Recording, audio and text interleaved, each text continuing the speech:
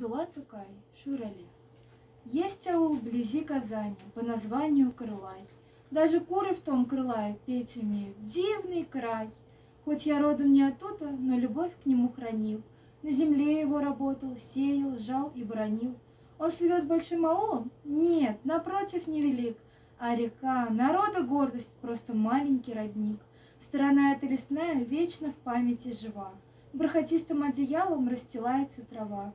Там ни холода, ни зноя никогда не знал народ. Свой черед подует ветер, свой черед и дождь пойдет. От малины, земляники, все в лесу пестрым пестро. Набираешь в миг единый ягод полное ведро.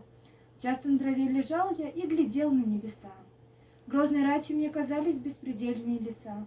Точно воины стояли сосны, липы и дубы.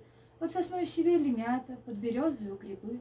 Сколько синих, желтых, красных там цветов переплелось, и от них благоухание в сладком воздухе лилось. Улетали, прилетали и садились мотыльки, будто с ними в спор вступали и мирились лепестки. Птичий щебет, звонкий лепет раздавались в тишине, и пронзительным весельем наполняли душу мне.